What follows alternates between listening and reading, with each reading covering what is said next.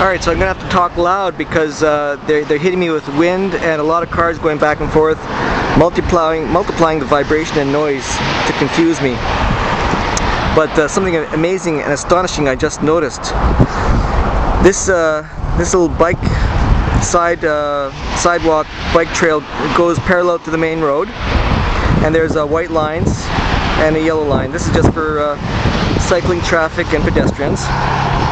And this white paint is not newly painted. It is might be last year's paint, so it's not fresh paint. It is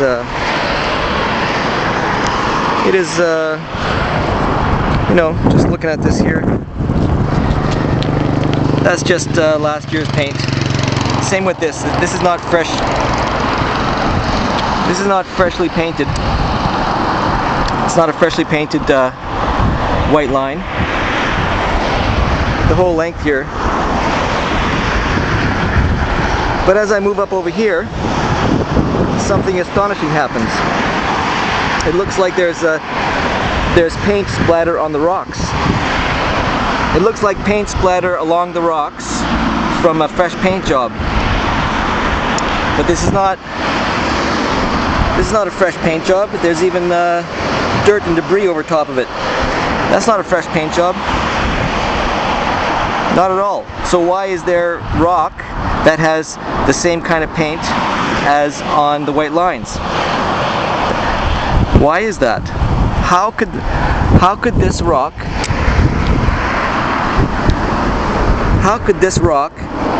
have the exact paint which is on this asphalt here? That is virtually impossible. It is paint. How could this rock have paint on it same as this? That would be impossible. All along there. All along. Did someone come by and just kind of paint some of the rocks just to match the paint on the white line here? Did someone try and do that? Or did someone just paint a bunch of rocks and just kind of sprinkle them along the side here to go along with the white line? No, not at all. What I believe we have here is cloaked aliens or eggs or something that looks like rock. Our subconscious cannot accept it. They are cloaked. If I touch it, it will become a rock. My mind will not accept otherwise. My mind will not accept otherwise. We're not meant to understand.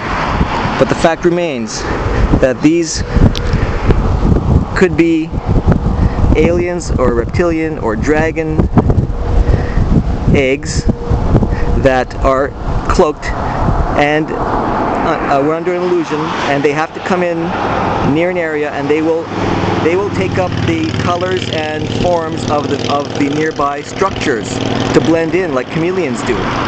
So if there's a white line here and they decide to lay their eggs down next to the white line, or this mount here, then they will adopt some of the colors. They will adopt some of the colors of the rock, and unfortunately for them, they've adopted some colors of the paint of the painted lines. They didn't want that to happen, but it did happen, and it's very hard to explain away why there's paint on the rocks and there's no fresh paint on the roadway. It's because they blend into the local environment for our mind to accept it. That's what they do. Our mind cannot accept that these are not rocks. They are something else. We're not meant to see or understand. We touch it and it is a rock. It will break open and there will be some entity that's going to fly out that we'll never see. It'll be invisible.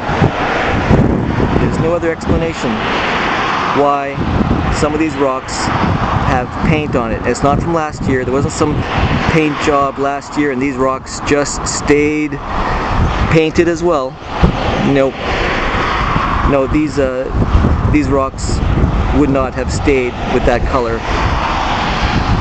And if you look over here, right down the opposite way, there is no paint on these rocks.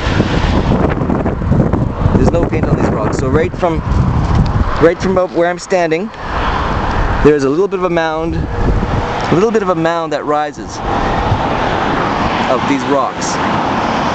So they blend into the local environment, take up the colors, take up the shapes, and they don't really know it's a white line, and they should not look white like it. It's just near them.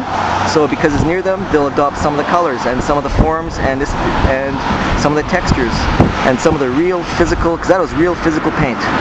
It was real physical paint that they were able to shapeshift that rock with real paint that they were able to match up from the roadway.